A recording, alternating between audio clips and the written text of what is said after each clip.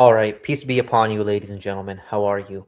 Now, in today's video, today's live stream, I'm just going to be going through, or the purpose of this presentation is to educate you guys on the foundations of the other major world tradition that exists. So, obviously, these so-called Abrahamic religions, and I'm going to use this term throughout the presentation, Abrahamic religions, knowing full well that it's not properly accurate because Abraham only followed one way. He wasn't a Christian or a Jew or a Sunni. He was somebody who surrendered to God. But I'm using this colloquially. People who claim to follow Abraham, or as they claim that Abraham is the ancestor or the patriarch of their faith, those who lay claim to this figure of Abraham. So I'll be using that somewhat inaccurately, but just for ease of discussion. So the purpose of this presentation is to educate you on the foundations of the other major world tradition that exists. So obviously the Abrahamic religions are the most dominant. They have spread the farthest. They have been the most influential throughout history,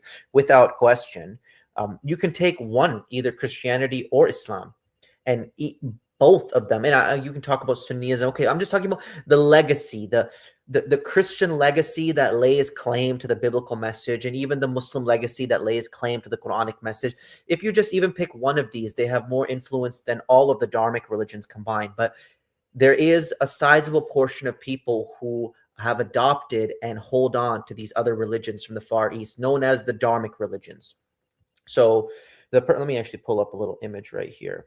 Peace be upon you, brother DTX. Share screen. So as you can see, here's their symbol right there. Zoom in a little bit for you. So here we got the Hindu Om symbol. We got the Sikh Khalsa symbol, the Buddhist, I think is it 8? 1, 2, 3, 4, 5, 6, 7, 8. Yeah, the 8-pointed wheel to represent their eightfold path. And then we got the Jainist symbol. So there is a sizable portion of people around the world who subscribe to religions that come from this Dharmic tradition. So I want you guys, God willing, when you're discussing with these people, to come from a place of knowledge. So you have some context. Even probably a lot of these people in your society. I know Canada has a lot of Indians coming in. They're bringing in a lot of these Dharmic religions. It's nice to know where people come from. So when you discuss from them, like I said, you have a place of knowledge that you're proceeding from. So also, I'm doing this as well so you don't spend as much time looking into this stuff like I have. I have been researching religions pretty much since I was a child, and I've been looking into these, and so I'm just going to summarize them to make things easier for you. Also, I want to critique certain major shortcomings I see within these Dharmic religions, and I want to highlight for you that the way these religions have developed, and it's people can say, oh, he's biased because he's coming from a Muslim background. No, you can come from a Dharmic or any background. Anyone who is honestly and not just doing this idea tourism or trying to follow what's exotic or interesting. Oh, I'm into Buddhism, I'm into Hinduism. You have some of these like white guys who convert to Hinduism, not following something for novelty, but you're genuinely interested in truth about your reality and who you are. I'm going to show you that the Dharmic traditions, they're not going to appeal to a genuine truth seeker. The only possibility would be the Abrahamic traditions and specifically Islam, but I'll be focusing it on that specific group, the Abrahamic traditions. So let me pull up an image again. So Waleed, what's the Abrahamic religions? I said in the beginning of the live stream that I'm going to be using this term incorrectly to describe people who claim to follow Abraham. We all Christians, Jews, and Muslims, they claim to follow Abraham. So I'm just using that term because this is how scholars identify it. Okay, there's these Abrahamic religions, and then there's these religions who don't claim to believe in Abraham, but believe in this concept of Dharma. So I'm using it somewhat incorrectly, but bear with me for the moment. So let's pull up back again. Let's go with, I want to pull up an image of Hinduism. Hinduism.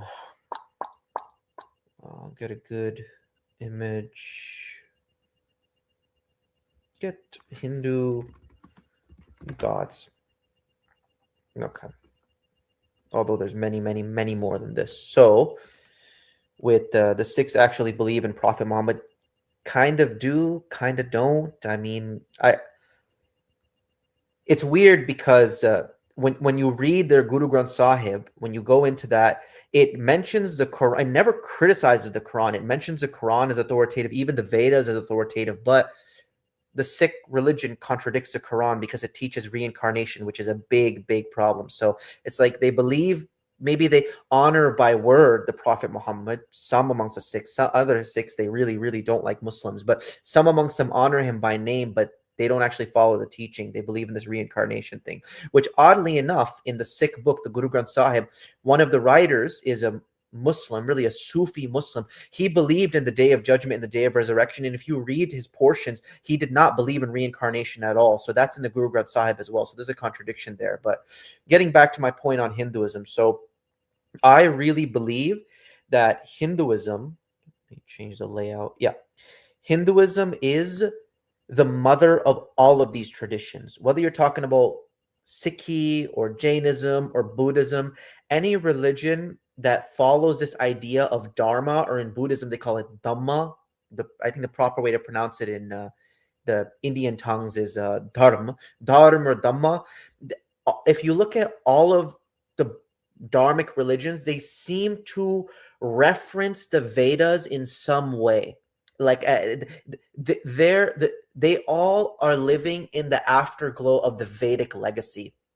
So if you read, for example, the Buddhist Dhammapada, it mentions one of the Hindu Vedic gods. I think it's Indra, one of the main gods. It mentions them. You read Jains, a lot of Jains, they worship Hindu deities. Now, maybe they interpret it or change it into their own framework, but they reference these authorities. They come out of that tradition. Even Sikhs, if you read the Guru Granth Sahib, it mentions the Vedas as authoritative, not as a bad book, but as like a valid path to guidance. So all of them, I really see them all as sects and forms of Hinduism, even Buddhism as well.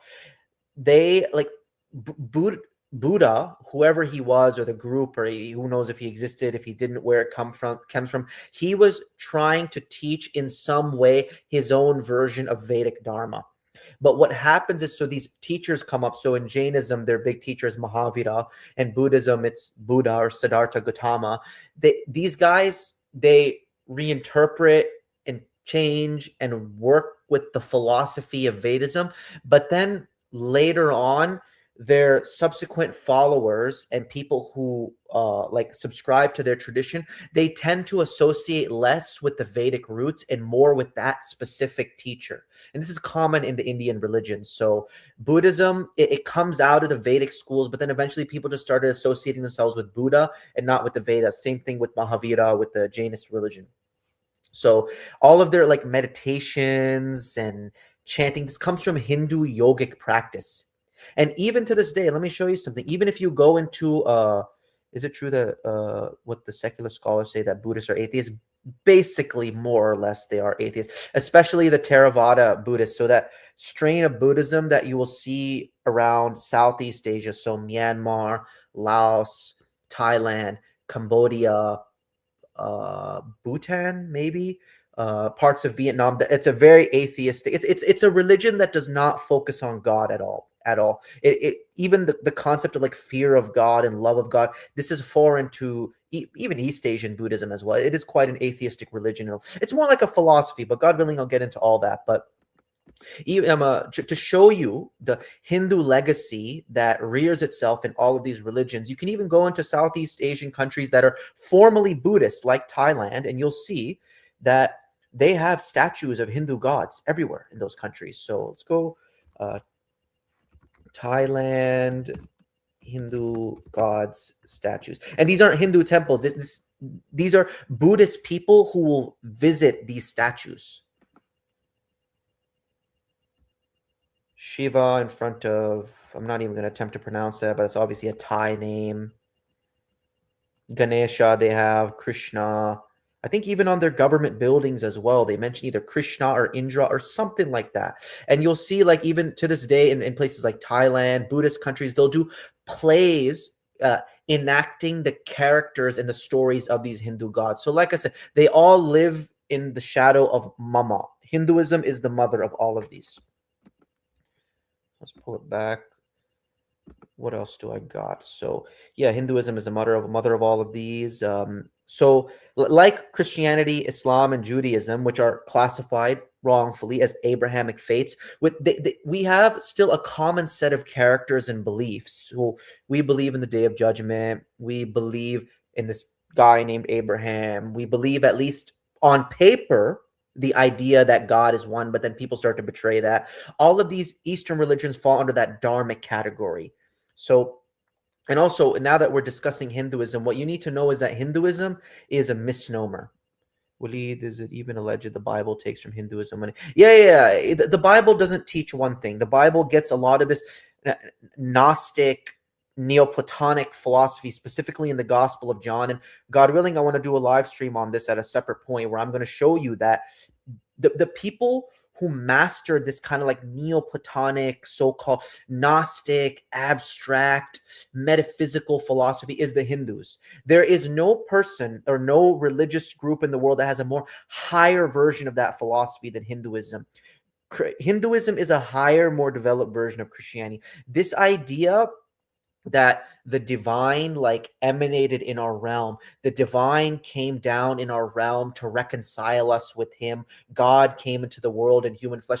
This is an old ancient metaphysical system that Hindus have been doing since time immemorial. So, like this is directly spoken about in Bhagavad Gita too. So in the Bhagavad Gita, Krishna says that whenever Dharma starts to decrease and chaos spreads in the world, he, like the eternal being, will emanate into our realm, but he's always existed and he always will exist, and he'll always come in different ways at different times for different cultures. So really, Jesus is just another incarnation of Krishna. That's what Hindus will tell you. So Christians are foolish. They'll say Jesus is the only way to God, but Hindus know very well, because they have a more higher developed version of that ancient metaphysical philosophy. Hindus will tell you Jesus is one way to God. He's one emanation of the divine, but Krishna is another. So I'll go into all that, God willing, some other time. Even this whole idea of like avatars, that the gods or the divine will come down as an avatar into our realm. This is like the same thing used in the Gospel of John, where it talks about, I think it's Gospel of John, Jesus, the word is in Greek is character, like an avatar. The almost like a think about a video game for a second. So obviously when I'm playing a game, I can't go into the game, but the avatar, the character I'm playing with, is a representation of me. It's a way for me to interface with the video game world, my intelligence, my sharpness, my focus, my problem solving abilities. I'm able to interface with that world and go into that world as an avatar who's a representation of me. That's the exact Hindu doctrine. So God cannot come in the world because he's totally and utterly transcendent. So in order to interface with this lower realm, he sends like a go-between, this kind of video game character that in a sense is him. And that's straight up Christian metaphysics. God comes down into this realm to mediate between man and him. And they clearly got this philosophy from the Far East. But this is not so much about Christianity. It's more about the Dharmic religions proper. So Hinduism, let's get another image going. Hinduism, Hindu religion. Sure, that's a good one. So the Hindu religion is it's kind of a misnomer, that term, because you think of it as a monolithic religion, let's say like Catholicism or Sunnism, and it really isn't. Hinduism is a British colonial term that has been used to describe the plethora, the smorgasbord of hundreds, if not thousands, of religious traditions that originate in the Indian subcontinent, which have the common beliefs of like Dharma and reincarnation and the Vedas. But the British simply named these varying dharmic traditions after the Hindustani people. They just called it Hinduism. But that's not the term that the diehards, like kind of hardliners, would call themselves. So kind of to give you a reference point, that would be like an Indian let's say Indians went and colonized Europe, and they see all the various strains and flavors of Christianity, Catholicism, Orthodoxy, Protestantism, evangelicalism, this kind of modern mega money church, Joel Osteen, like all these different groups of Christianity, which have quite different beliefs, and calling these hundreds of churches Europeanism. But the churches themselves would not identify with the term Europeanism. They see their religions as Christianity, i.e., they want to identify with the motif of following Christ. So, although this term of Hinduism, because of the conquering of the Indian subcontinent by the British, it's become accepted by many casual Hindus today. They'll say, "Oh yeah, I'm a Hindu." After years of colonial influence, the hardcore followers, they abhor that term as much as a Christian might abhor Europeanism. They call themselves followers of Sanatana Dharma. Let me pull that up for you. Okay. This is the term here. I'm probably pronouncing it wrong, but, try my best here. Sanatana Dharma. And essentially, this word it means the eternal Dharma, the never-ending Dharma. The thing, though, like, despite all these different schools of Hinduism and philosophies, the thing that generally defines them is that they all hold to the Vedas as a supreme text. I think a more accurate term for Hinduism proper would be Vedism. I think that's fair. So now, what does this term Dharma mean, or Dhamma in Buddhism? This is a central concept which runs throughout all the Indic religions and their ancestors, like Buddhism and whatnot, which has been developed in the further east. Dharma is kind of a hard word to translate. It's very abstract and metaphysical. It's kind of a higher order concept, especially to our secular mind. It's somewhat difficult to understand, but it's essentially, the word means like the divine ordering principle behind the universe. So activities which are righteous, pure, holy are considered dharmic, i.e., so if I'm a good family man, I take care of my families, I practice sexual restraint and all this stuff. These actions are in line with the divine ordering principle of the universe, so they are therefore dharmic. And activities which are unrighteous, greed and lust and wickedness and piety, these are adharmic, i.e., they are in opposition to the divine ordering principle of the universe. They bring chaos into the world. And an ancient Greek term, which is kind of similar to Dharma, would be like the good, capital T, capital G, the good, or the logos, capitalized letters. Sanatana Dharma means the eternal Dharma, or the eternal divine ordering principle of the universe. And all the practitioners of these various faiths, Hinduism, Buddhism, Sikhi, Jainism, they believe they are cultivating that within their followers, the traits, the habits, the mindsets, and beliefs that are in line with the beautiful, holy principle of order in the universe. So now that I've sort of laid down it's act. Would you class the religion made by Akbar, the Mughal emperor, Din Ilahi, Dharmic, or Abraham? I don't know too much about that. So maybe you can come in and kind of explain to me, God willing. Link, please. May I have the link to join your panel, friend? Yeah, I'm going to open the floor up to all kinds of discussions afterwards. Let me do the presentation. It might take me like 40 minutes to an hour. Then, God willing, I really want people to come in and discuss with me. It would be interesting. So now that I've kind of laid the foundations in order for you to understand this Dharmic religious movement, you need to understand Hinduism. So now that I've laid that foundation, let's get into some of the key differences in how the Abrahamic religions and Dharmic religions behave. So let me pull it up right here. Another image.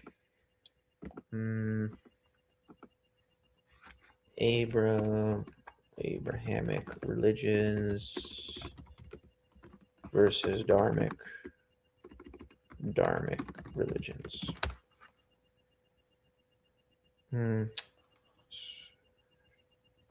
Sure, that's good enough. We got a little Taoism, and you might as well be another Dharmic religion, Taoism. So, I'm gonna share with you the general tendencies within these religions, and when I share these, I do it knowing that full well that there has been some cross-contaminations.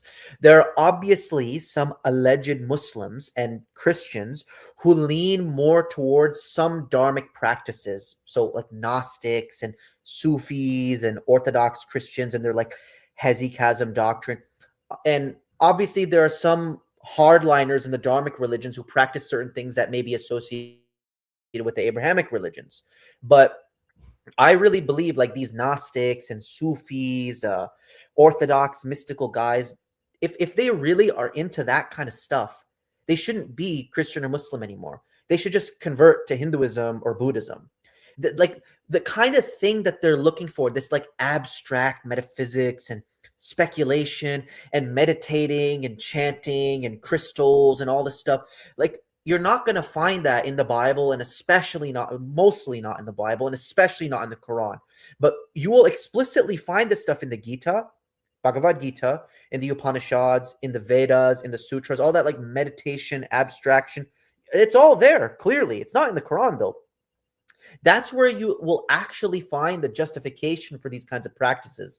It's not native to the Bible and especially the Quran. So, like, again, there's going to be some cross-contamination between them. These religions have shared thoughts and motifs. There's a whole legacy of this in the Indian subcontinent. The Indian Muslims contacting with the Hindus and being influenced by their philosophies. I get it, but I'm talking about what the primary texts actually describe. If you're into that whole metaphysical stuff, you should just check out Hinduism, man. The Quran is not for you. So, again, I accept that there's cross-contamination. There will be inconsistent people who claim to believe in one thing but hold to another. But what I'm just going to describe to you guys here is scholarly and accurate. This is an accurate summary of the general tendencies of each religious tradition, how they tend to behave. All of these doctrines that I'm going to lay out, they're all related to each other. They influence one another. It may not be a perfect science, but what I'm describing certainly does rhyme. I have studied these Dharmic religions and Abrahamic religions enough and read their primary texts to tell you everything I'm saying is true. And this covers all the major world religions. Pretty much every major world religion either falls into Abrahamic or Dharmic. Name me a country, like other than atheism, obviously, but like any spiritual path or tradition that doesn't follow either a Dharmic or Abrahamic religion. You can't. These are the two biggest ones, Abraham obviously being the biggest. So let's start out with, firstly, let's start out with a sip of water, then we'll get into my points.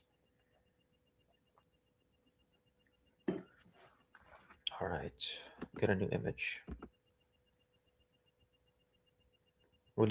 Yeah, Paul said it's better not to marry, similar to Buddhism. Yeah, that kind of ascetical, hardcore pietistic, seeing any form of physical relation with the woman, even like marrying or having children, as bad. This all comes from the Far East and the yogis and those types of guys. Hinduism, it's all Hinduism.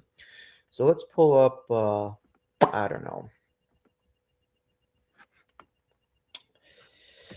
Bible, Quran, Torah, sure, good enough.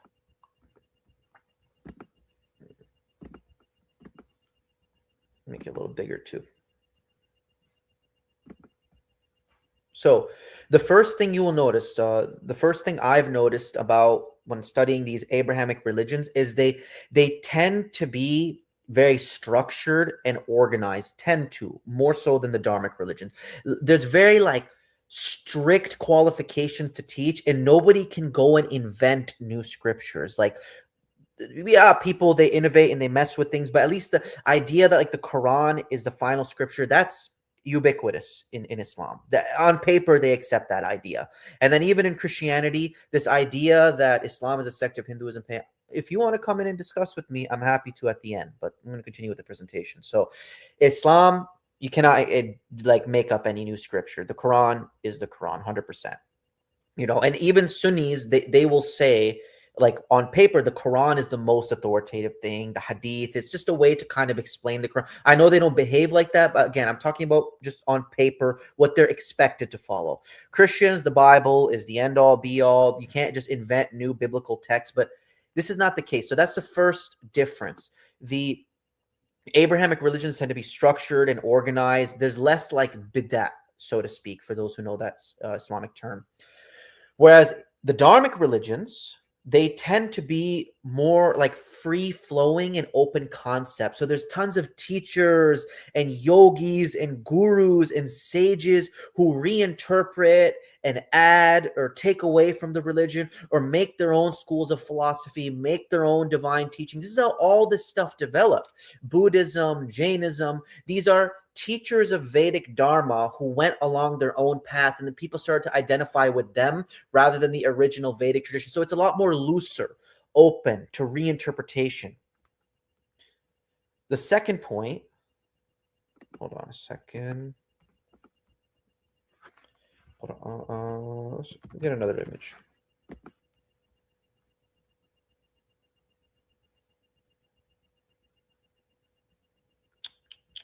Which one should we go with?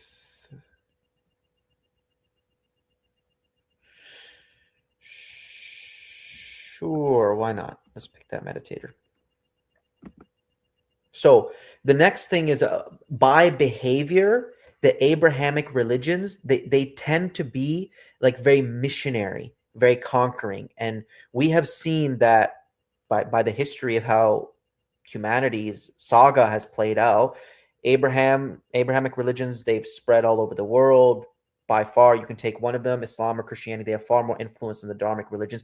By nature, they tend to be missionary and conquering, and they have this call to spread their faith. And obviously injustices have happened in history. I don't doubt that, but I'm saying this call to share, like they have this feeling that the truth I have, Islam, let's say, that the truth I have is, and this is even in their books too. Jesus says, preach the gospel to all the nations. In the Quran, God tells, warning, invite society to God. Who is better than he who calls somebody to God? So there's this missionary spirit, and the people within these traditions, Christianity and Islam, Judaism, a little separate point, but Christianity and Islam, they have this feeling like, hey, the truth I possess is so great, so powerful, so world changing that I feel compelled under the eyes of God to share it with people, to communicate it with people. That's the flavor of the Abrahamic religions, generally speaking. So missionary and conquering, that's why it spread. And I mean, that's why it's more likely to be the truth. God wouldn't hide the truth in some corner in the East. The truth would be the most powerful and influential ideology in history. It stirred the most hearts. It brought the most impressive resume for me to take it seriously and to consider it. And then conversely, on the other hand, these Dharmic religions are not so interested in sharing. They're not really militant. They're just kind of doing their own thing, and they don't, this great amazing grand truth of Sanatana Dharma or Hinduism or Buddhism, it's not really care to share with people. And you know what, I noticed this in my street preaching too. So when I'm opening up the panel to discuss with people about God and talk about God and the hereafter and the purpose of human life and destiny, all the most amazing conversations, always the number one demographic of people that want to discuss with me are Christians and Muslims. Man, I don't even know how many Hindus. I can tell. I mean, they look like they come from Hindu country, Hindu parts of the world, and these Sikhs with turbans, or people who look like Tibetan or from Southeast Asia, or maybe people who have like a Buddhist or an Om or a Sikh symbol. They just completely walk away. They don't have that spirit to, again, the great grand truth of the world, they have to share it with me and to discuss with me. I don't see it within them. So again, it's about the general behavior of these traditions.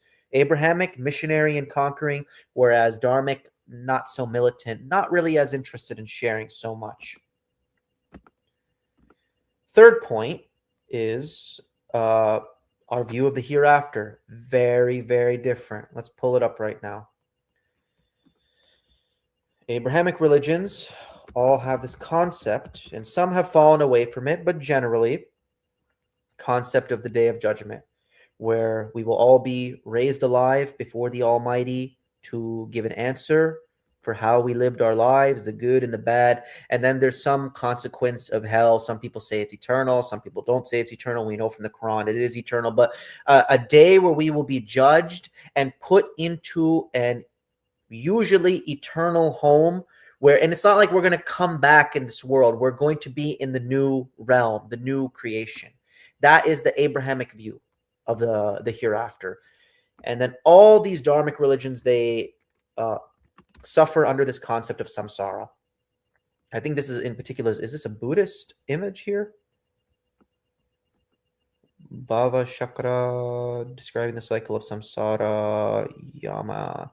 Yeah, doctrine according to Buddhism. So that's particularly a Buddhist image, but they all believe in this. So reincarnation versus resurrection. The Dharmic religions, they believe that We pretty much infinitely come back into this life, come back, come back, come back. Depending on our karma, we may be born in some way, born another way, but that we will come back into this existence and this realm. So the defining difference is that the Abrahamic religions, they teach essentially you have one life and one chance to get things right. Whereas the Dharmic religions, you have infinite chances. You keep coming back, keep coming back. And the goal is to liberate ourselves from this constant, never-ending cycle of death and rebirth. So this is in all of them. Jains believe this, Buddhists, Sikhs, Hindus, ubiquitous. The next point is, and again, there's cross-contamination. It's not perfect. It's not a science, but this is generally true. Abrahamic religions, they tend to focus on prayer more. So the primary spiritual discipline of Abrahamic religions is prayer. We pray to God, we call out to him. And in those Dharmic religions, are there people who pray to their deities? Of course, but you will find the introduction of these other strange practices and spiritual disciplines. So you get meditations, you get chanting, you get spells, you get charms. And again, the Vedas, the most authoritative, the mother of all, the Vedas filled with this, man. The Vedas has tons of spells and charms and incantations to keep wolves away from the road when you're walking, to not be torn apart by a wolf. If somebody does black magic on you, the ritual and the reciting that you could do to kind of turn it back on them, or to keep away sickness or the flu.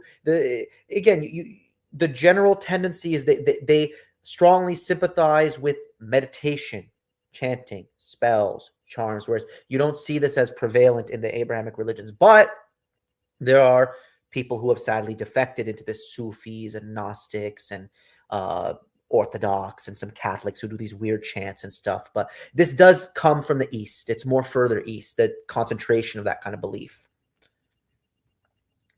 The next one, and a lot of people are not going to like this, is Allah. Look at I worship Jesus Christ, my Lord, only true God. I do believe Allah is Satan. So, well, I want you to come in, and I would like to hear you hear your responses to some of the points. We'll go directly through the Bhagavad Gita. That Christian doctrine of God coming into a realm. Hindus did it first, man, and I'd like to see your reaction to the Bhagavad Gita. I'll pull up the quote for you, but. Where your literature says Satan law, you worship his God. You're just having an emotional meltdown. You're not trying to have a logical discussion. So next point, people may not like this, but this is true. This is how the Quran and the majority of the Bible, the Old Testament, describes God. The Abrahamic religions, they have a very personal idea of God. God is like a being, a person with a personality and emotions we can appeal to with our devotion, with our prayer. And he is masculine. He's called a he. He's called a king. Even though most people don't want to be consistent with it, I will do a live stream on this, but that is how our books describe God. It describes him like a personal, physical, concrete being that we have a relationship with. And obviously, Hindus have that to a certain extent with their lower level deities, but that's not how they see the highest point. For them, their most high is not a personal he. You can go into the Upanishads, read the Upanishads, which are part of the Vedas, very authoritative. Read Bhagavad Gita, the way they describe the most high. It's not a personal being, but rather he's more like an abstract universal principle, like an ether or an idea or a concept. That is the peak. That is the pinnacle. And this, again, this abstract universal idea, this totally transcendent thing, which goes beyond being and non-being and duality. The lower deities that people worship, so Ganesha, and let's get an image of it. Ganesh and what's the other one? Hanuman. Let's get more Hindu gods going. Hindu gods.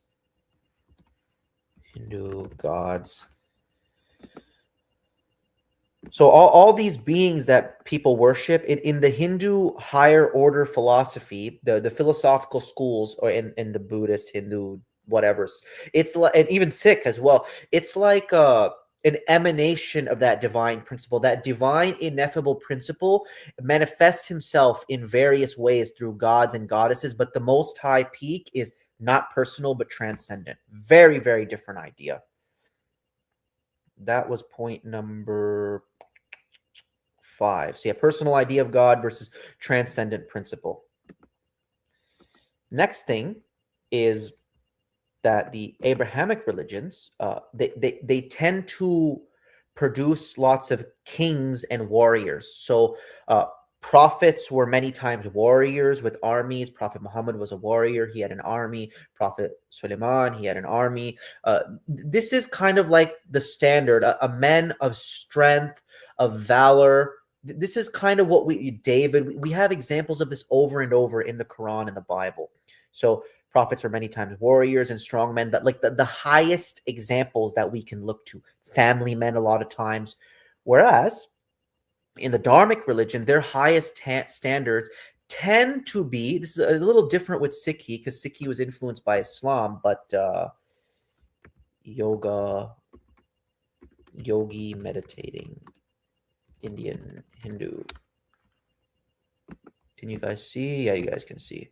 So in the Dharmic religions, they don't as strongly emphasize the warrior, the king. It is more so monks and quietists. These are like the heroes of their religion. So if you look at their heroes, they're all emaciated, skinny, very even transgender looking, like they border between men and women. You can't really tell. I mean, look at the Buddha.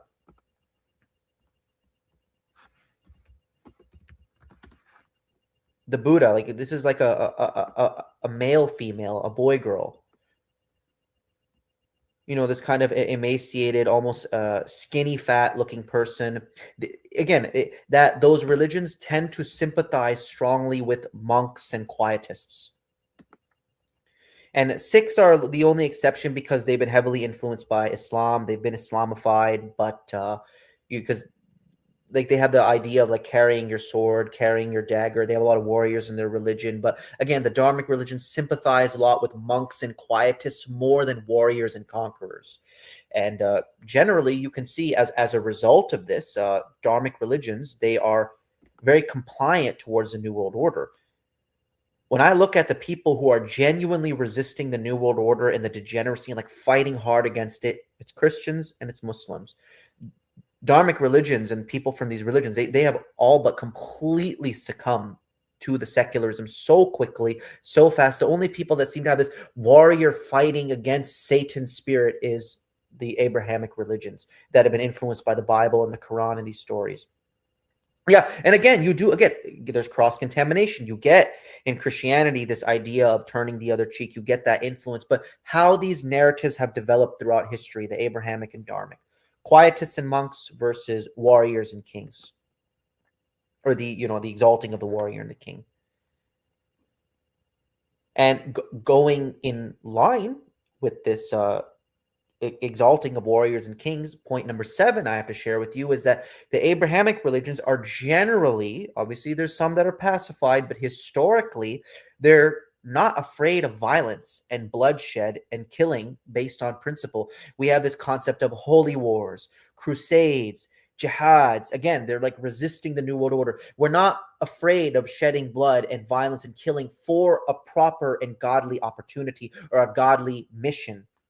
Whereas the Dharmic religions, they have this strong principles of complete nonviolence. And this is all throughout Jainism, Buddhism, even forms of Hinduism. It's called ahimsa. Let me pull up an image for you. This doctrine of ahimsa.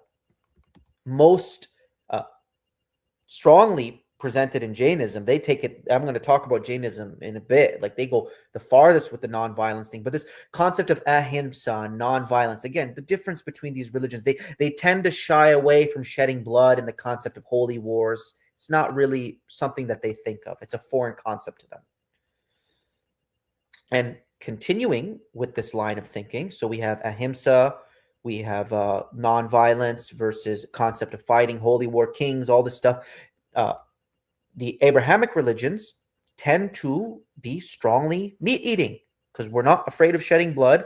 We recognize that God has given us these beautiful just blessings of these animals. They do so much for us. They give us milk, they give us ghee and butter, and we make clothes out of their hides, and we burden them to carry loads to long distances, and we also enjoy their flesh in the name of God.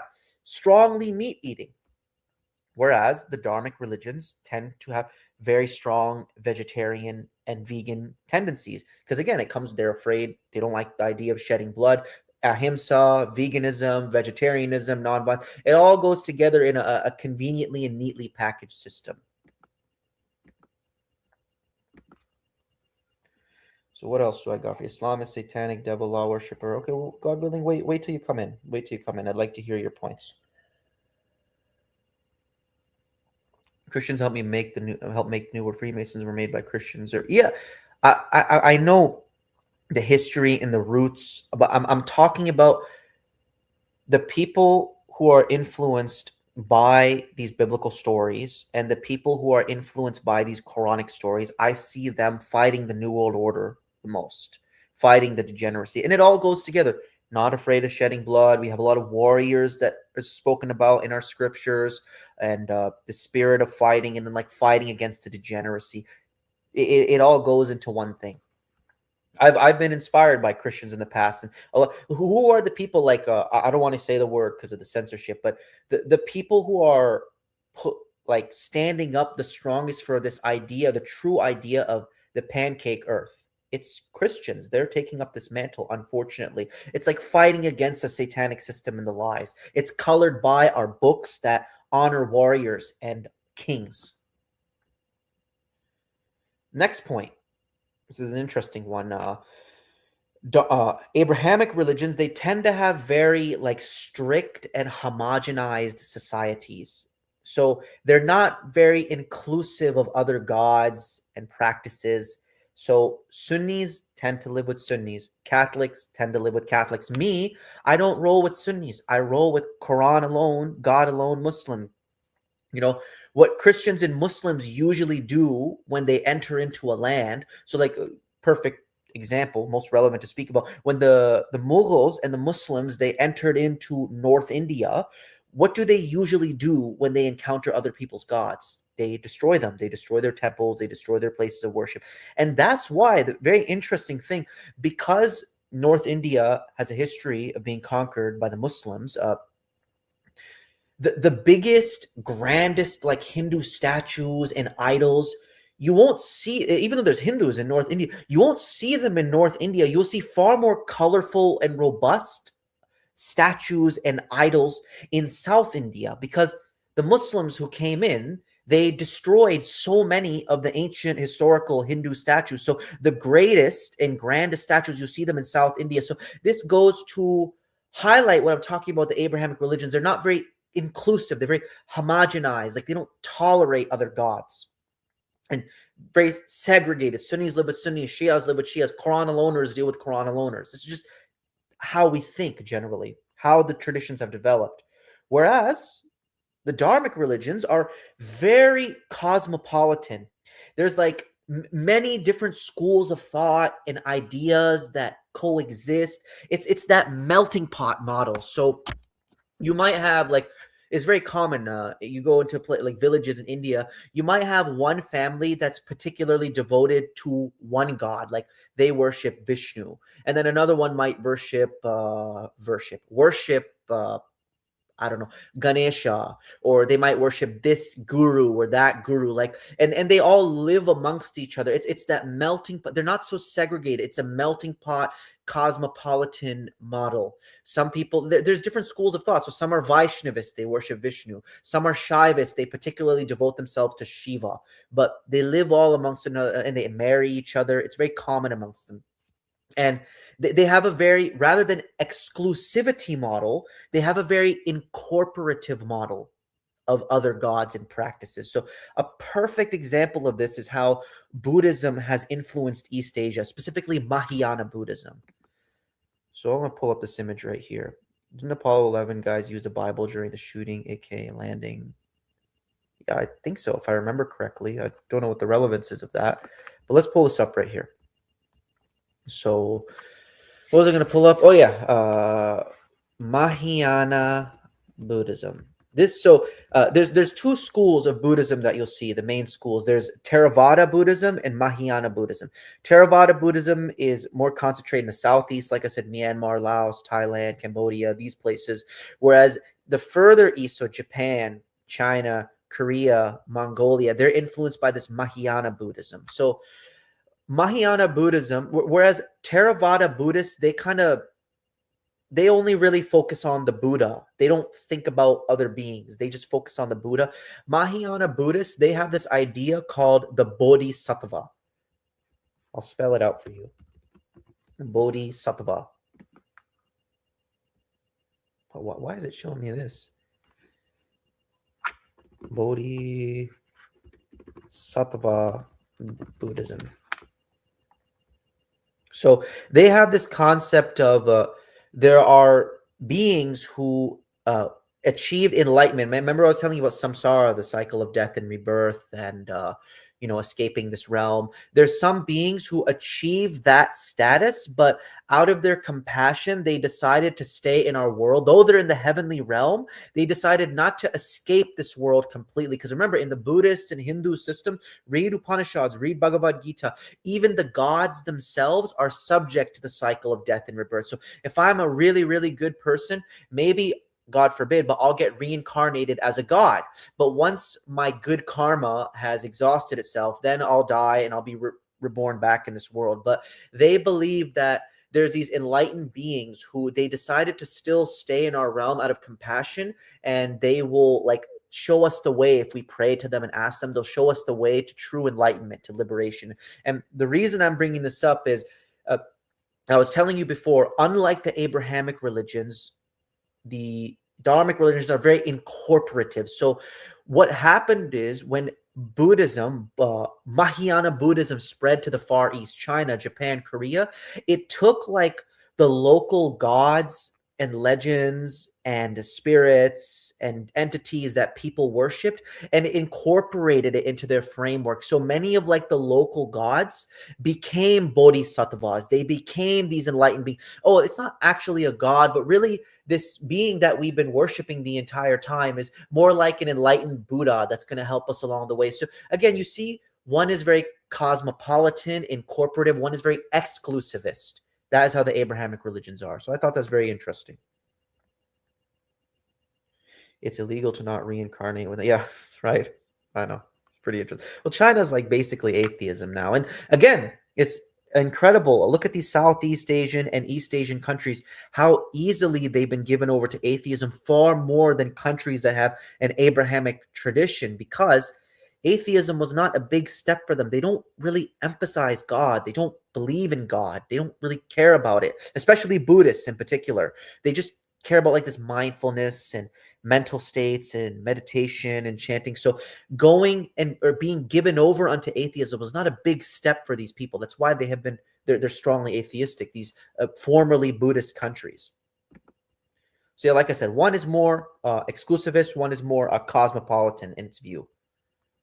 And going in line with that, the Abrahamic religions, they make very, very strong exclusive truth claims. They have this idea of exclusivity of truth. So Muslims believe Islam is the truth. You must surrender your will to God alone. And if you don't, then I'm afraid I can't help you. You're going to a wrong place. A lot of Christians have this idea too. Jesus Christ is the only way, the only truth. You need to get this ship that I am on, Islam or Christianity.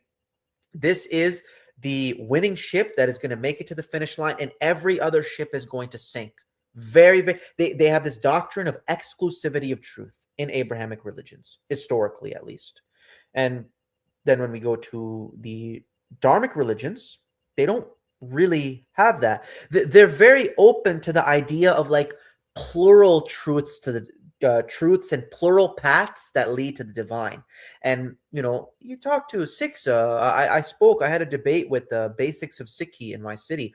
One of the representatives came here during their big Khalsa parade or whatever, and I was discussing with the guy, and he told me A Hindu who is greatly devoted to his idol, he'll have a good standing with God. He gets like good karma. He's doing all right. A Sikh, he gets good karma. A Muslim who's devoted to Allah, he gets a good karma. Like there's plural paths to the divine. Again, it goes with the cosmopolitanism, the lack of fervency and strength in these religions. So multiple paths to the divine. You talk to Hindus, I'm sure many of them, I've talked to them. They believe Islam is like another way to the divine, but then they have their way to the divine. But then Christians have their way to the divine. This is the general nature of the melting pot of Dharmic religions. Point number 11. So whereas, Abrahamic is very exclusivity of truth claims. My ship is the only one that's going to make it to the finish line. The next thing is that Abrahamic religions, they're very big on having like the correct doctrine. So truth as a proposition. So I'll explain that to you in a second. So let's pull up an image of Islam and Christianity. Weird when Vivek said Hinduism believe. Yeah. So you watched that video. So Vivek Ramaswamy, at least on that matter, he's a good Hindu.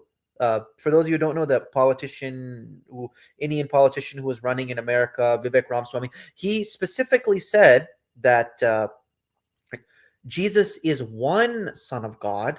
He's one way to the truth, but not the only way. Whereas Christians don't like that. Like Jesus is the only way, but Vivek Ramaswamy, the highly developed Hindu schools, they know very well Jesus is just another incarnation of Krishna, because God always comes down into our realm to restore Dharma in various ways and various times to various peoples. Jesus is just one incarnation of that.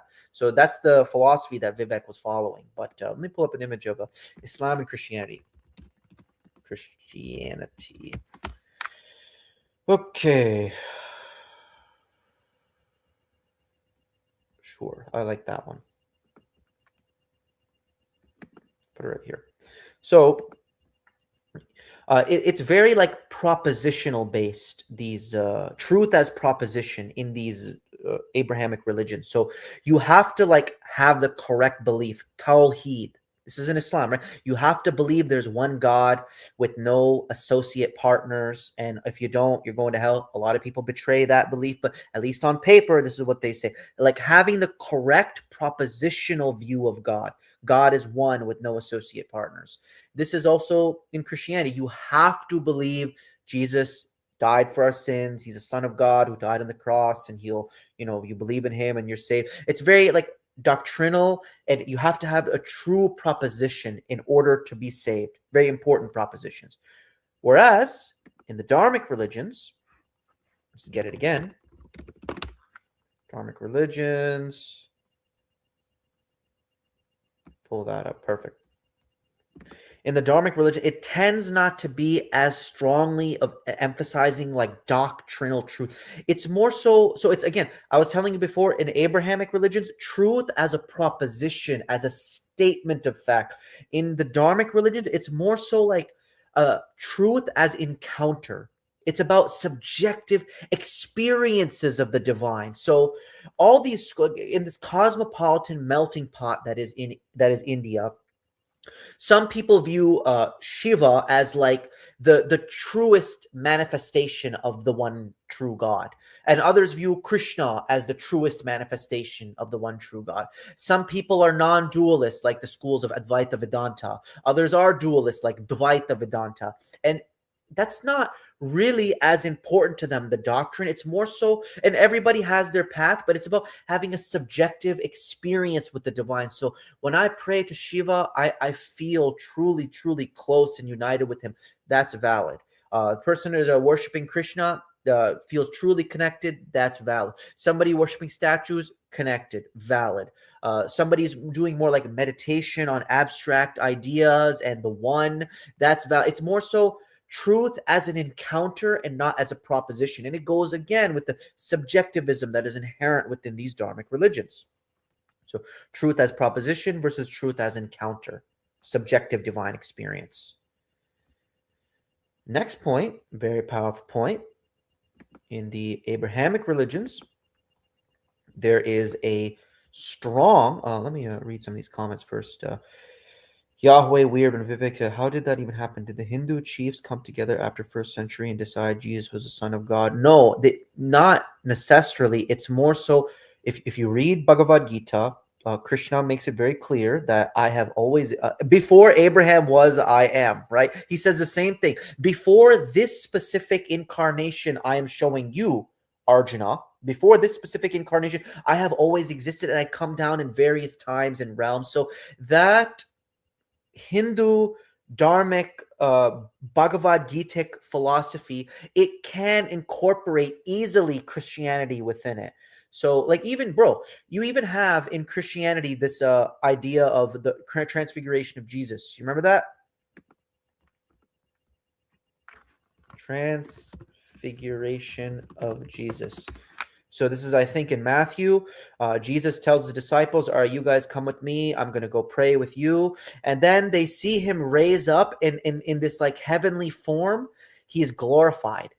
He's irradiating and shining in this like heavenly cosmic form. And they're blown away. Oh my gosh, this guy is like a God man. He's this holy son of God, dude. This transfiguration of Jesus, seeing him in this holy form, the exact same thing happens in Bhagavad Gita chapter 11 when Arjuna is speaking to Krishna. So Krishna is God incarnated in this realm, God taking on flesh and coming into this realm. And Arjuna asks Krishna, "O Supreme Lord, can I see you in your true cosmic form?" And Krishna says, "Okay." And he transfigures before Arjuna, and Arjuna's like blown away by this like heavenly transfiguration and glory. Oh my God, like look at what I'm seeing right here. There's a transfiguration of this other God man in Bhagavad Gita. Let's pull it up.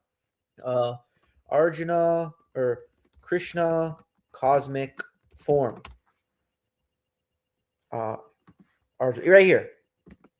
So Arjuna requests to see his true heavenly form, and boom, he has this transfiguration. It's the same exact story, this divine emanating into our realm. And again, there's slight differences, like Elijah and Moses was by his side, but the essence is still the exact same. So you can see right here, same idea.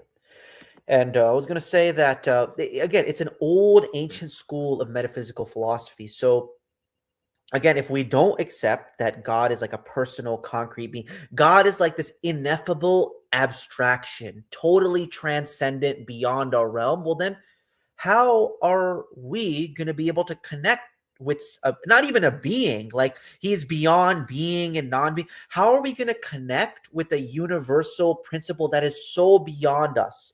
Well, in order to bridge that gap, you need like this divine emanation in our realm. Remember, to bridge the gap between me and the video game, there has to be that avatar that I play as. So that's what bridges the gap between our world and that transcendent world, this emanation of the divine coming in our realm. Whether you call it Jesus, whether you call it Krishna, it's an old school of metaphysical philosophy.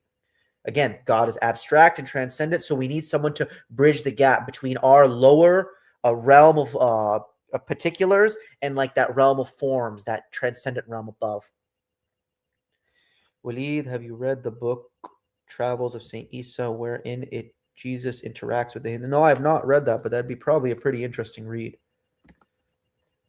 So as I was saying, so the point I was trying to get into was the Abrahamic religions, at least on paper, but people betray this, Sunnis betray this, Christians betray this, but on paper, there's a general shunning of idolatry. Even though many are inconsistent with it, they have to like reinterpret their idolatry in a monotheistic lens. So there's at least an expectation to shun idolatry in Abrahamic religion. So let's go to the Catholics for a second. Expand the image. So Catholic icons. So Catholics, they will pray to and hang up these icons of Jesus and Mary and the disciples and saints, all Paul, all throughout their rooms and their churches, and they'll pray in front of these things. And because, again, the Abrahamic religions have a general expectation to not be idolatrous, there's that standard that they'll say, oh, I'm not praying to this, but I'm more so like asking him to take my prayer to God. So they'll have to do this coping and rework it within a framework that does shun idolatry. But in the Dharmic religions, there's a Brazil literally have a giant statue of Jesus who they believe is their God. Isn't that idolatry? Then what is? I agree with you, but they will say that it's not idolatry. I'm not praying to the statue, but more so, it's just like a symbol of my devotion and my respect and love for Jesus. But you see, again, there's a standard there. We are not supposed to be worshiping statues. This is in the Abrahamic religions, but most people betray that. Even Sunnis, they write the Prophet Muhammad's name on the Kaaba, and they'll put that black stone there, but an expectation to not be idolatrous. Whereas in the Dharmic religions, there is a embracing of the worshiping of all kinds of images that either bring us closer to or represent the divine. Again, not a perfect science. There's cross-contamination, but there is not within these Dharmic religions a shunning or a general carefulness concerning idolatry. They happily worship statues of all different kinds. Buddhists pray to Theravada Buddhists pray to the Buddha and statues of the Buddha. Southeast Asians, East Asian, Mahayana Buddhists, they pray to all these bodhisattvas. So there is not this scaredness or fear of idolatry in their religions. Another major difference. Next point is how we view the hereafter. So I mentioned this before, that in the Abrahamic religions, there's this concept of eternal paradise. We go and we're in paradise and we have fellowship with our Lord, and it's a state of perfect bliss. Whereas in the Dharmic religions, they have this idea of like liberation from the cycle of death and rebirth. So this is called in Hinduism, it's called moksha. So you see this person, he's reincarnated in various ways and forms all throughout different lifetimes, but once he achieves knowledge of the divine, then he escapes that cycle of death and rebirth. He just kind of like evaporates. He sort of is annihilated into the universe. You know what's a perfect example of that? And it's the same thing in Hinduism, they call it moksha. I think it's the same word in Jainism, perhaps in Sikhi too. And then in Buddhism, they call it nirvana. It's a slightly different concept, but it's the same idea of escaping the eternal cycle of death and rebirth, as opposed to the paradisical model of the Abrahamic religion. So let's go. I can't show you the video with sound because I'm going to get copyrighted, but the best example of this is Kung Fu Panda, Oogway Ascends. So I don't know if you guys ever watched the video or watch Kung Fu Panda. It's a pretty interesting movie. The way Oogway, quote unquote, dies, this is precisely the teaching of the Hindu, Eastern, mystic, mystery schools and the Buddhist schools. So he doesn't die, but he like ascends. He transcends duality. He evaporates into the universe. So let's pull it up right here. You see Oogway. So he's like, I must go. My time has come. And keep in mind, this is taking place in China, where that Mahayana Buddhism is strongly influential. Master, wait, where are you going? What are you doing? And then he doesn't die, but he just evaporates. That is the quintessential doctrine of nirvana and moksha in the Hindu and Buddhist mystery schools. So let's turn that off right there.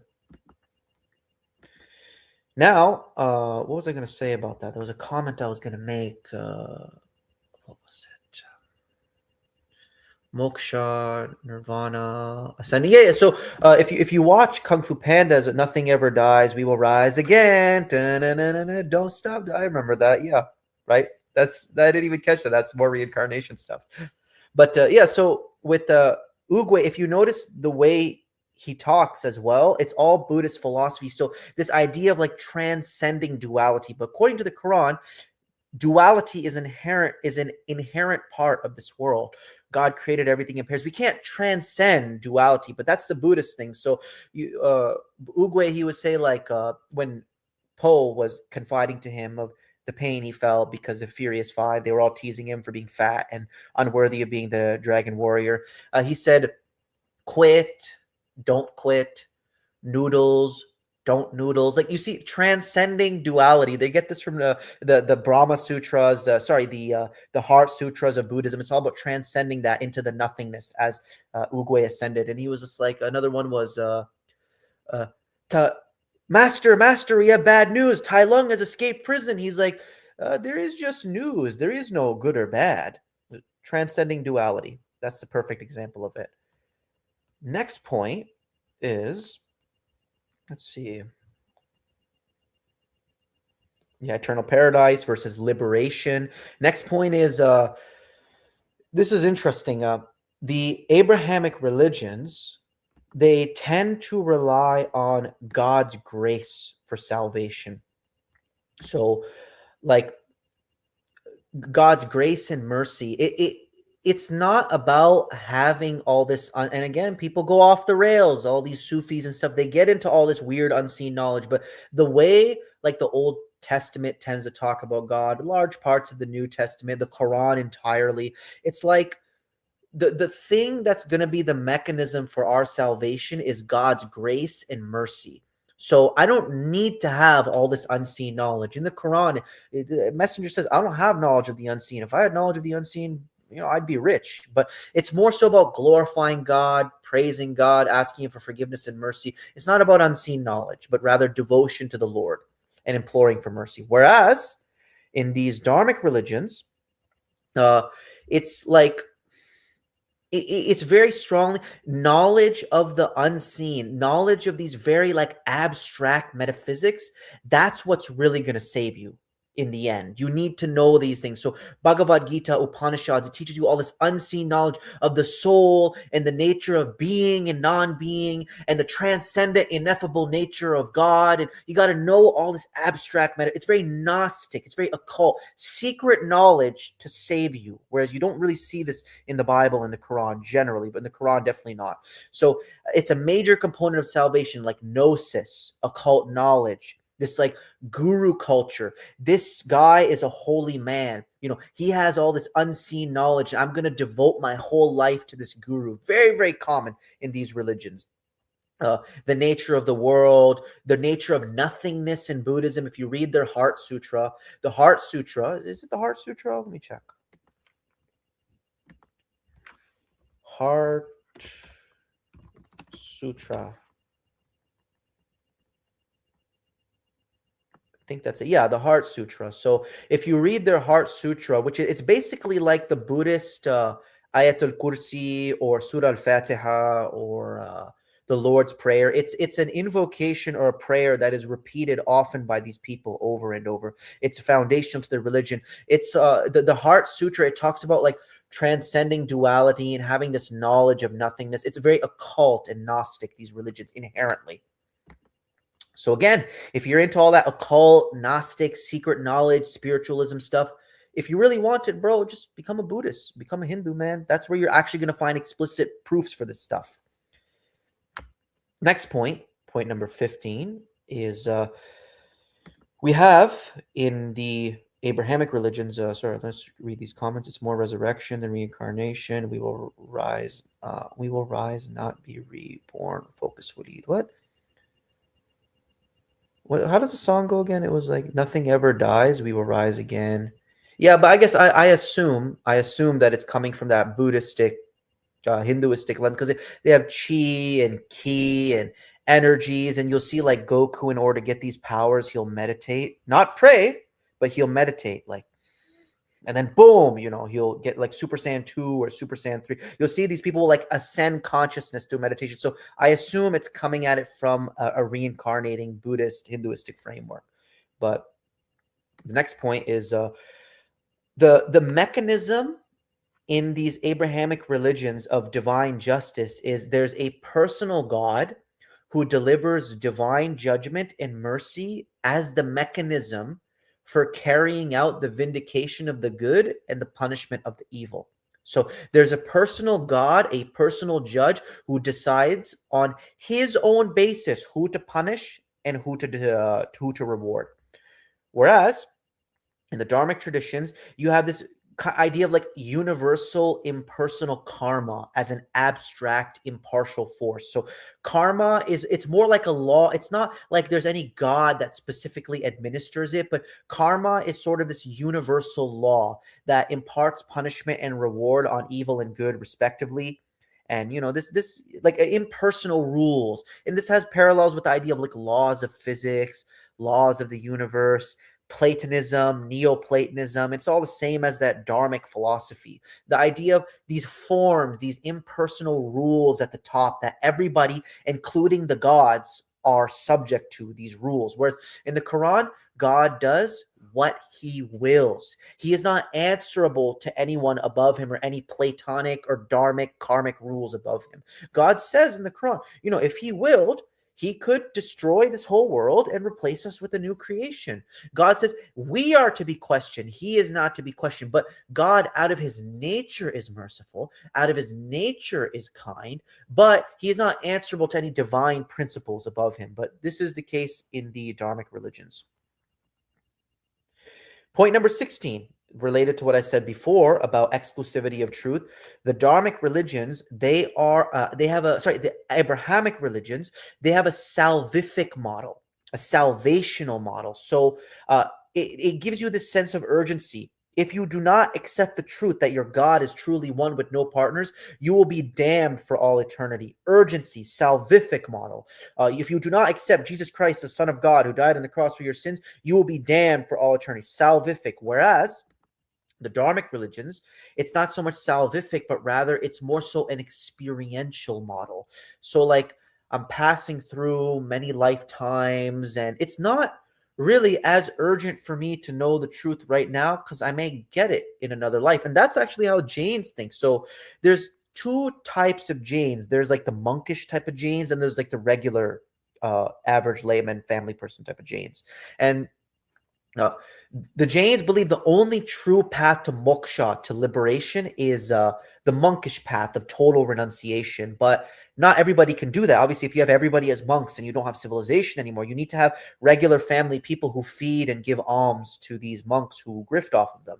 So the Jain thought would be like, okay, I'm not going to attain liberation in this life because I have wife and kids, but in the next life, it's not as urgent. It's very experiential. Just enjoy the ride as you go. Whereas a salvific model in the Abrahamic religions. Don't worry, we're almost getting to the end. I got 18 points. I just gave you point 16. Point number 17, very, very interesting, is so the Abrahamic religions are very commandment-based, very legal, very juridical. The Quran gives us like inheritance laws and divorce laws, and the Bible is filled up. Peace be upon you, Brother Zardius. But inheritance laws, divorce laws, like how to handle our courts. The Bible is filled with all kinds of rules and laws. How long you're allowed to keep people a slave, how long you're not allowed to keep them slave. It's juridical. These religions are very legal. Whereas in the Dharmic religions, when I read their primary text, Dhammapada, Bhagavad Gita, Upanishads, all this stuff, it doesn't really give you any clear legal juridical basis. Rather than having a juridical legal religion, it's more so about like the universal application of very vague principles. So like ahimsa. So remember we were talking about before this idea of nonviolence, which is these vague principles. They're applied they just have these vain like platitudes, which they apply differently in different schools. So this idea of ahimsa.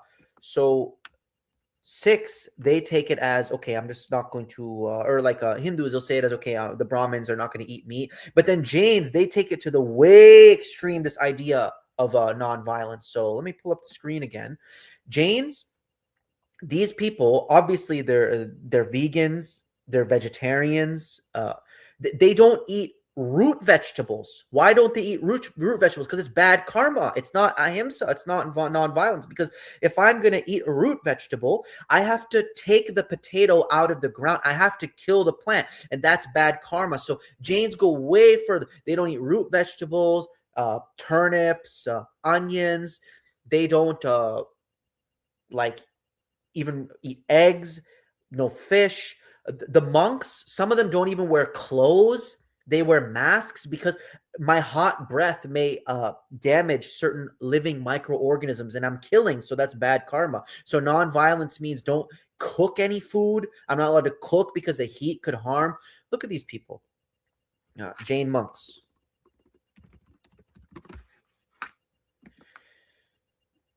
So yeah, there's two schools of Jainism, by the way, because they practice this thing of a non-attachment to any physical thing. So there's the white-clad ones. I can't remember what their name is in Sanskrit, but these white-clad. Then and this is very disturbing. Turn away if you don't want to see this.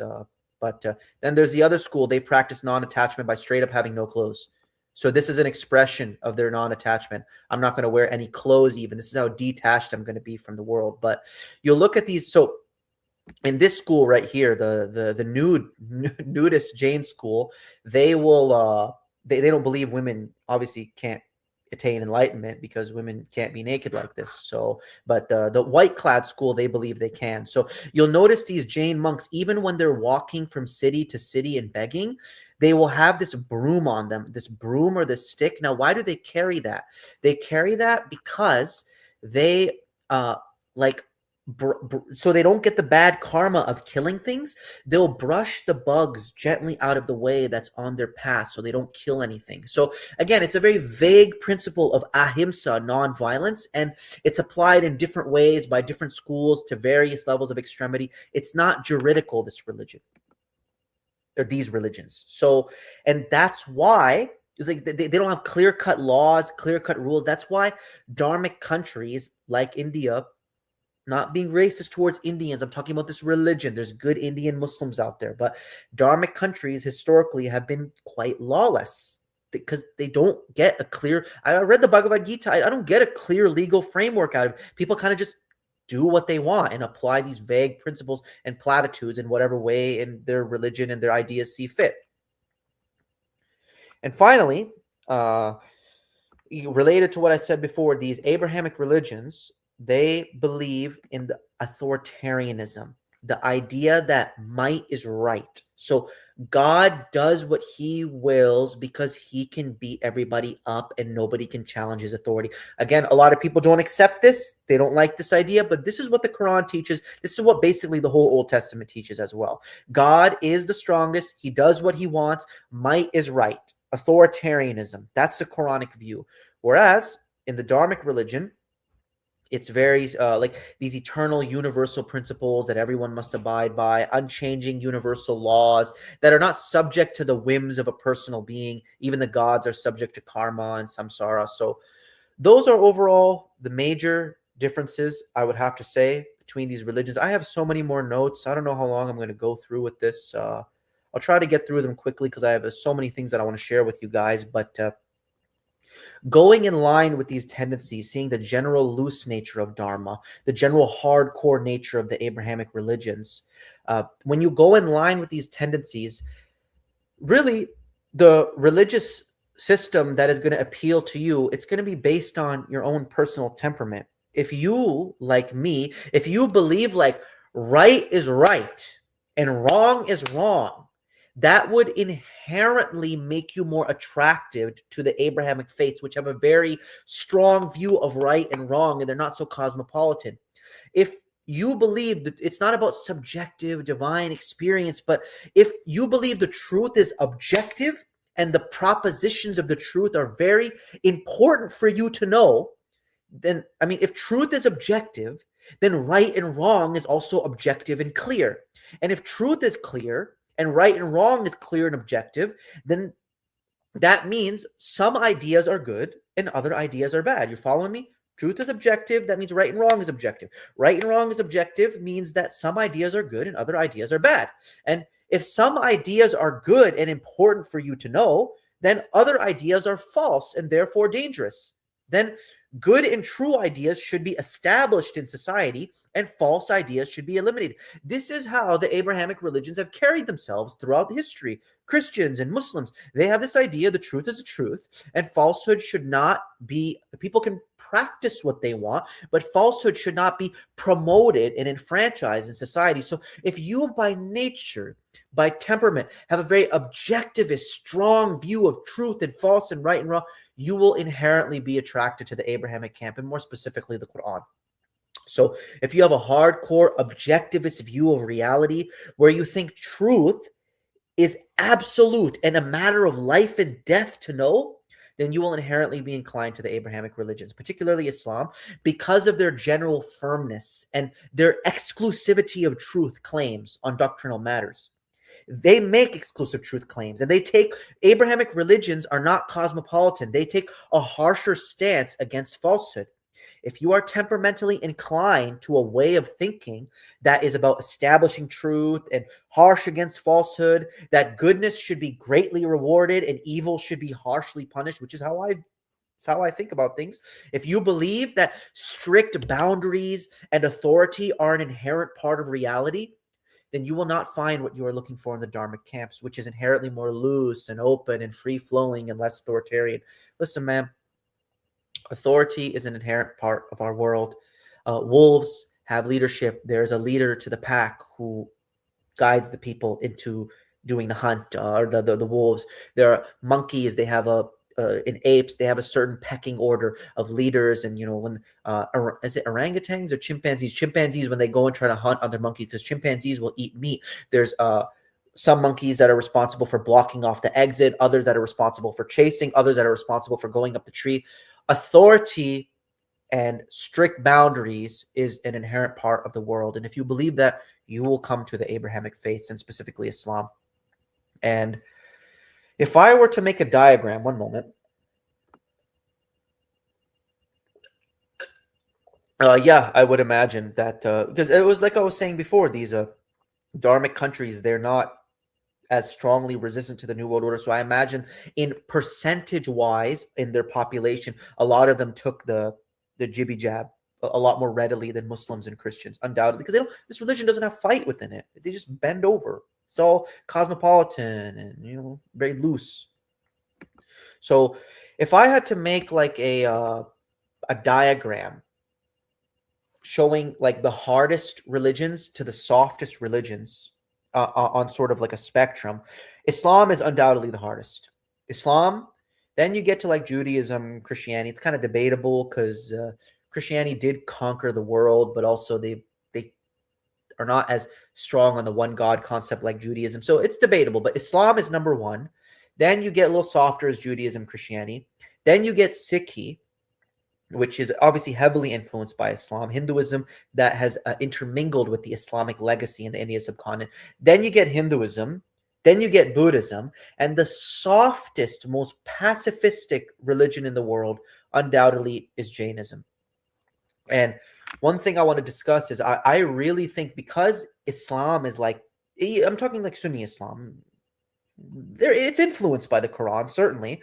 I think Islam and Sharia law will become a huge, huge force in the UK in the next generation too. I really do think that. It's already becoming big, but I think it's going to become really, really dominant in certain localities.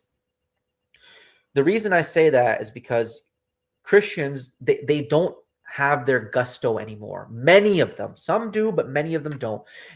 Many Christians don't really think their religion is the best. A lot of them have degenerated into this idea, into thinking it's one path to God, but Muslims have their path to God. This is very common amongst Christians. I've talked to them.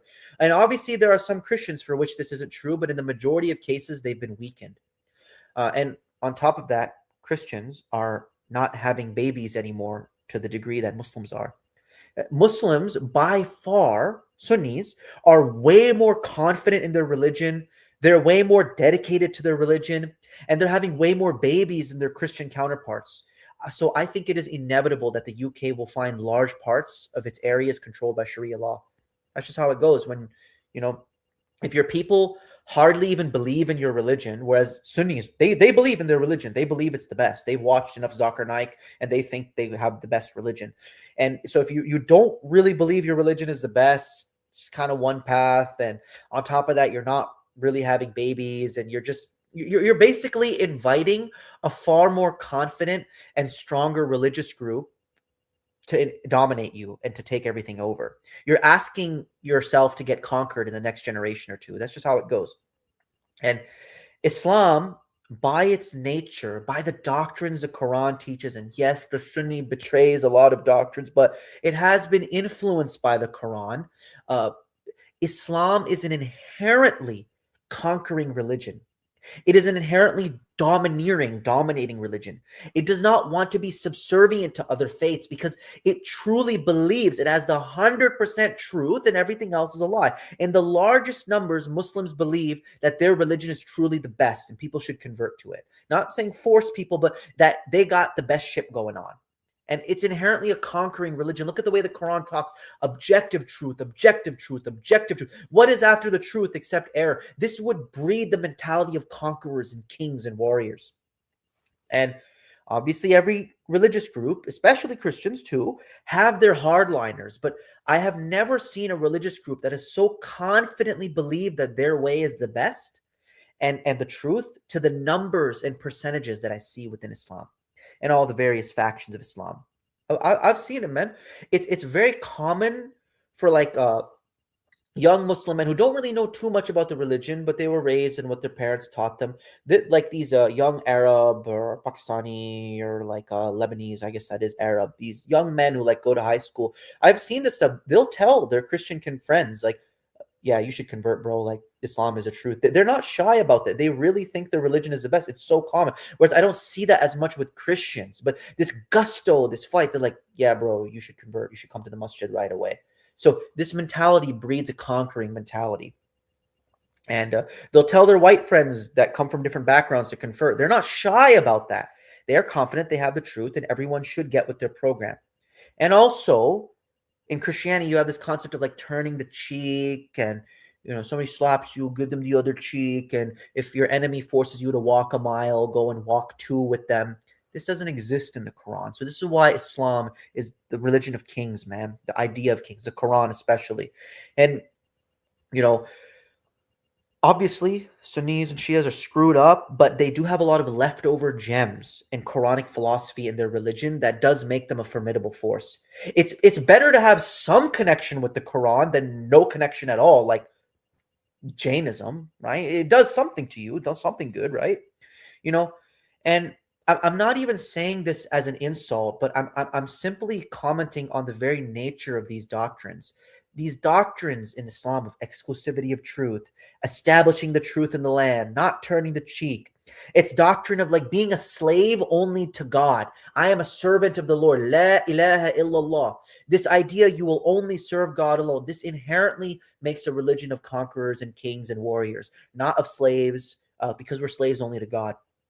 And this is why Islam, whenever it comes to a country, you see it coming to Canada, you see it coming to the UK, it's always by nature the hardest religion. These Sunnis who are influenced by the Quran, it's the religion that has the hardest time assimilating into any society because they don't want to assimilate, they want to conquer, they want to establish, they want to dominate. Whereas Hindus, they're already used to assimilating. They're come from this land where it's all these different religious traditions and this melting pot. They've kind of assimilated. They're used to that. But Muslims are not used to assimilating. So that's why Islam has the toughest time integrating into Western societies. I'm not saying that as an insult, just establishing the facts of the matter.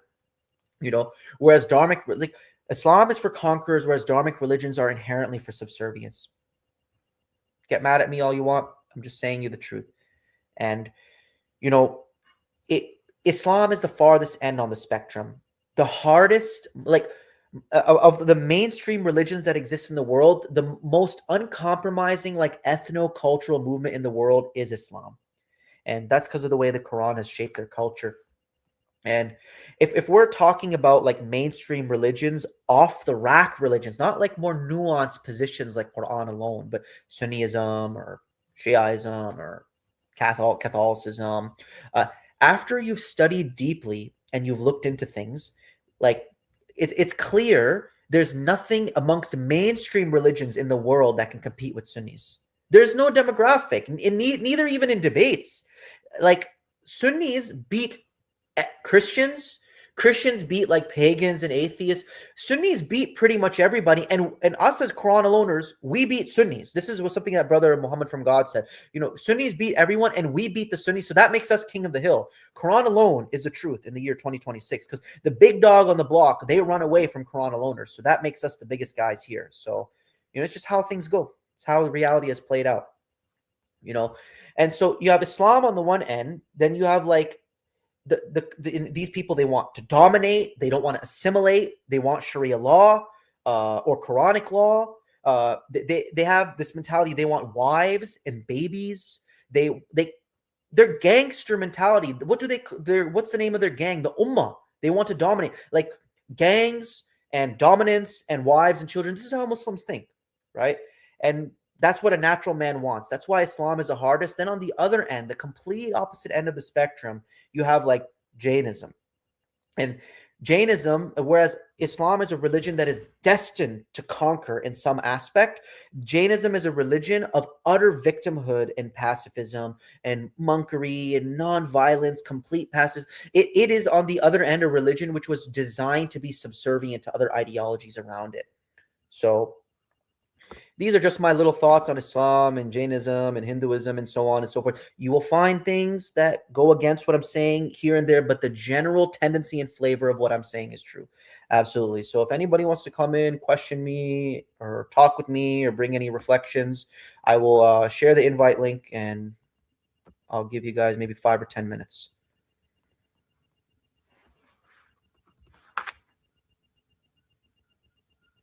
No, I'm not saying Sharia law is in the UK, like established in the government, but there are areas where Muslims have control and they harass people who are walking in the street. And like people who are drinking alcohol in their areas, or women are walking around dressed in a certain way. They have some form of provisional local level power in certain areas where they are dominant, where they're the biggest demographic.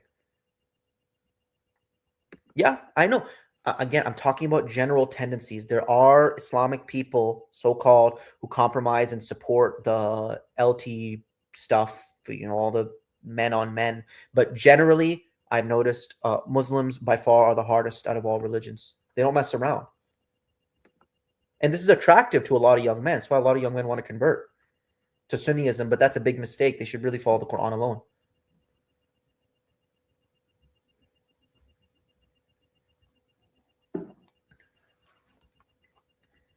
So yeah, I just shared the StreamYard in the chat. Anyone who wants to come in, feel free.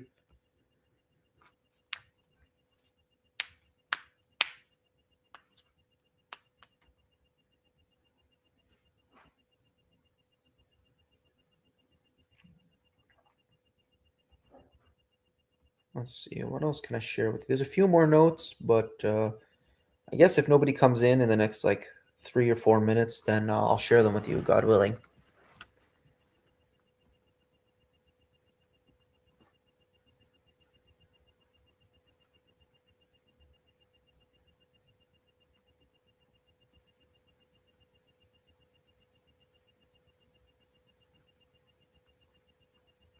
Is that Christian guy still here? What's his name? Sam Hayat. Would you like to come in and discuss?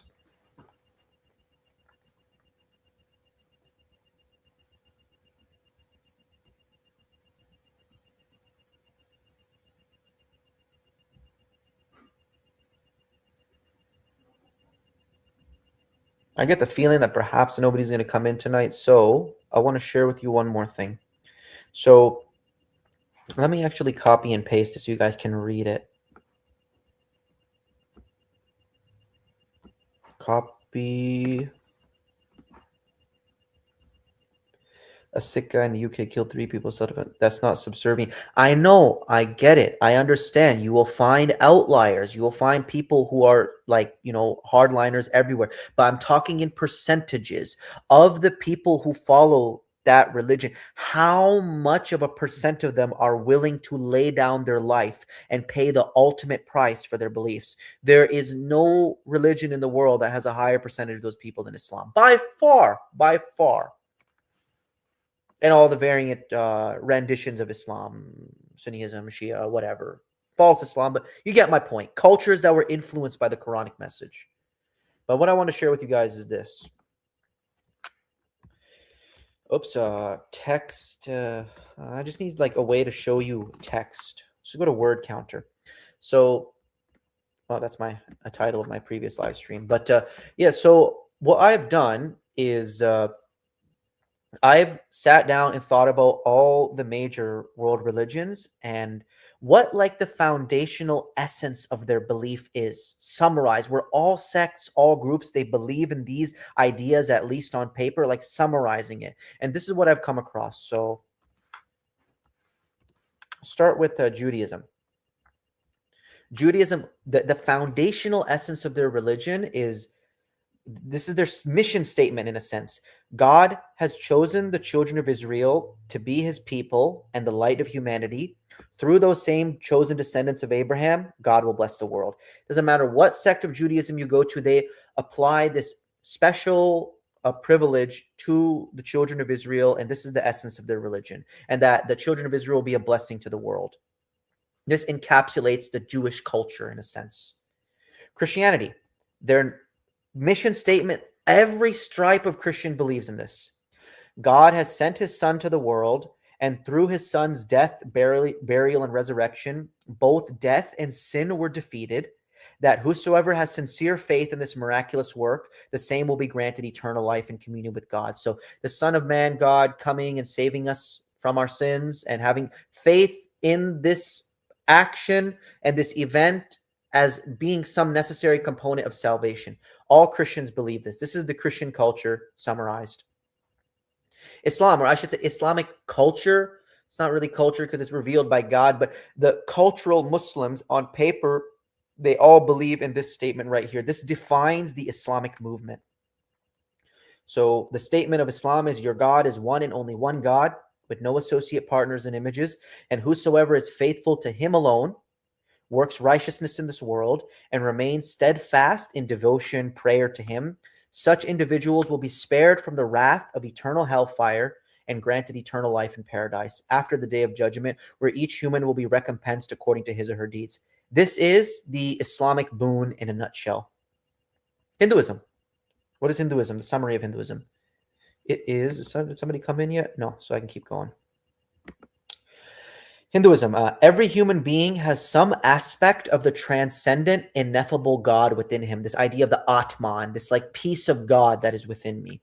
And whosoever practices sincerely a wide range of spiritual disciplines. Remember what I was telling you, the cosmopolitanism, including prayer, devotion, meditation, austerities, selfless service, yoga, chanting, breath work, etc. That same devotee will be reunited back with that divine source consciousness in eternal bliss and escape the endless cycle of death and rebirth in this world. All Hindu sects believe in this. That makes them Hindu. Sikhism. God has sent his gurus as his light into the world, that whosoever believes in them, engages in selfless service of all peoples, stands up courageously for justice against oppression. Remember, they're influenced by Islam, and meditates day and night upon the Nam, which means name in Japanese, in Punjabi. So this is a big thing in Hinduism. They meditate upon the name, the Nam, the Waheguru, Waheguru, Waheguru. It's their spiritual practice. And this is how they achieve liberation and enlightenment. Such individuals will escape the endless cycle of death and rebirth into this world and be reunited with God. That is the Sikh gospel. Buddhism. Buddhists deny this doctrine of the eternal soul that Hinduism believes in. So they have this is their mission statement. All Buddhism.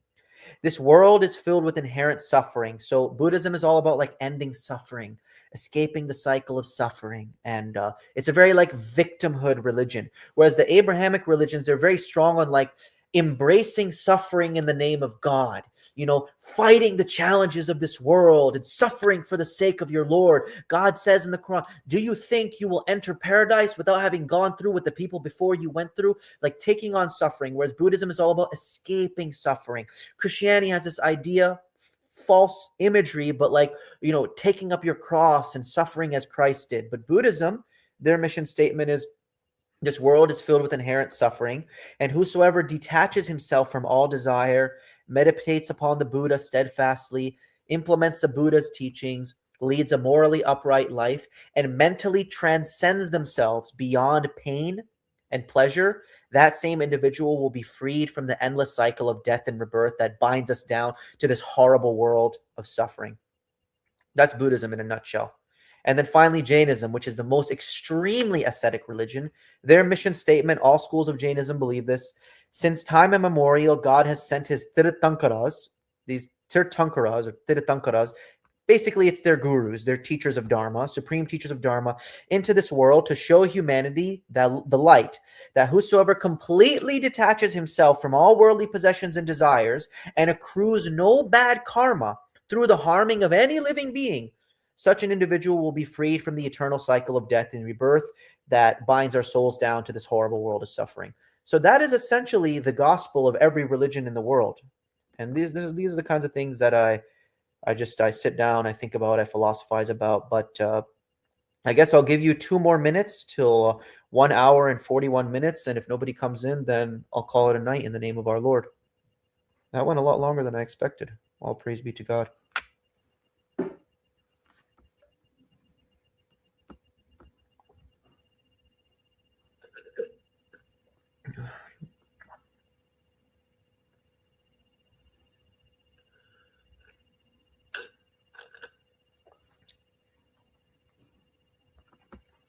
And again, you guys can maybe show me historical examples of a Muslim being weak or a Hindu being like really hardcore. I get that, but I'm talking about general tendencies. Listen, it's this kind of like perfectionism thing that kind of gets to me. This we can't speak about demographics and peak people by the generality of their behavior. And you have to say, oh, these exceptions, but we can talk about generalities. Certain demographics, certain religions, certain peoples, certain countries, they tend to behave in certain ways, certain cultures. And it is totally fine and realistic to speak about those realities and the differences in our behavior, you know?